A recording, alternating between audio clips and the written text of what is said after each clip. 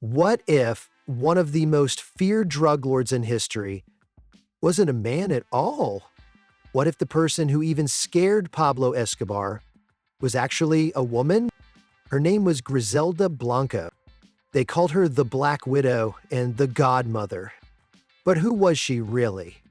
How did she rise to power in a world ruled by dangerous men? And what made her so deadly? This story isn't just about money, drugs, or power. It's about fear, survival, and a woman who built an empire from pure violence.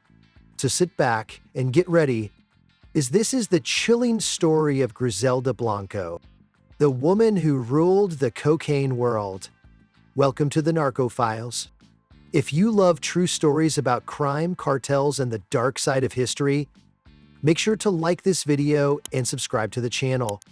We've got more jaw-dropping stories coming your way. Born into chaos. Griselda Blanco was born on February 15, 1943 in Santa Marta, Colombia. It's a city near the Caribbean Sea, but her life was far from peaceful. When she was still very young, Griselda and her mother, Ana Lucia Restrepo, moved to Medellin. Her mother worked as a sex worker and had a tough life. She struggled with addiction and often acted violently, even toward her own daughter. Back then, Colombia was going through a terrible time. In 1948, a well-known political leader was killed, and it threw the country into chaos. People started turning on each other, and many were killed just for supporting the wrong political group. It was a scary time to grow up. Some children were even left alone in parks and streets with no one to care for them. Griselda grew up in one of Medellin's roughest neighborhoods, a place called Barrio Antioquia. It was full of gangs, crime, and people just trying to survive. The area was so dangerous and wild that even the government gave up trying to control it. They called it a tolerance zone, which basically meant they allowed illegal stuff to happen there without interfering. This was the world that shaped young Griselda, a world full of fear, violence, and no clear way out. Her first kill at age 11. Griselda never had a normal childhood. At just 11 years old, she kidnapped a boy from a rich family, hoping to get ransom money. But when his parents didn't listen, she made a terrible choice. She killed him. This shocking act showed how cold and dangerous she had already become, even as a child still growing up. A teenage runaway becomes a smuggler. By the time she was 13, Griselda ran away from her abusive mother and met an older man named Carlos Trujillo. He wasn't just any man. He was involved in smuggling people and making fake documents. Carlos helped thousands of Colombians sneak into the U.S., and he taught Griselda how to make fake passports and IDs. She quickly became an expert. Carlos became her partner in both crime and life. They had 3 sons together and moved back and forth between Colombia and New York. But in the late 1960s, Carlos died. Officially, it was liver failure, but many believed Griselda killed him. A new husband and a bigger game. A few years after Carlos died, Griselda married again, this time to Alberto Bravo. Unlike Carlos, Bravo wasn't smuggling people. He was in the cocaine trade, but on a small scale. Griselda had much bigger plans. In the early 1970s, cocaine was starting to become popular in the U.S., and Griselda saw a huge opportunity. With her street smarts and Bravo's connections, they started building a new drug empire. They moved to Queens, New York, and used her old smuggling network to bring in cocaine. But Griselda had a clever idea. She created special bras and underwear to hide cocaine. She trained women to wear them and act sweet and flirtatious at airport customs. Each woman carried a kilo of cocaine, making about $10,000 profit. To the agents, they just looked like curvy travelers. The Queen of New York's cocaine game. Thanks to her smart and sneaky system, Griselda filled the streets of New York with cocaine. Her drug network became so strong that even the mafia couldn't keep up. At the time, Pablo Escobar was still trying to rise, but Griselda, She was already making over $10 million every single week. People were terrified of her. No one wanted to speak. When the DEA, the Drug Enforcement Agency, tried to investigate, they hit walls of silence everywhere. But they didn't give up. Two agents, Robert Neves and Bob Palomo, worked for years to build a case. Finally, they arrested a small drug dealer who was so scared that he decided to talk. He gave them a name, Lila Parada. That name led them closer and closer to Griselda. The DEA launched Operation Banshee and prepared 37 charges, but just before they could arrest her, Griselda disappeared, escaping to Colombia and into a trap. Griselda had learned a lot from her first husband, Carlos, especially how to change her identity and disappear. So when the DEA came after her, she and Bravo used fake passports and escaped back to Colombia. But Medellin was different now. A new and powerful drug boss was taking over, Pablo Escobar. Compared to him, Griselda wasn't the top player anymore. In 1975, things started falling apart. Griselda used violence to try to take back control, ordering hits on anyone who stood in her way. Some say she even invented the Sicario on a motorcycle killing method, but Escobar was always ahead of her. Then, she found out her husband Bravo was hiding millions. She confronted him in a parking lot. He pulled out a gun first, but Griselda shot back and killed him. She walked away hurt but alive and truly became the Black Widow, building a bloody empire in Miami.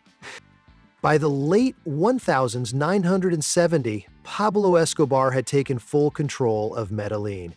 Griselda knew she couldn't win against him, so she left again, this time heading to Miami.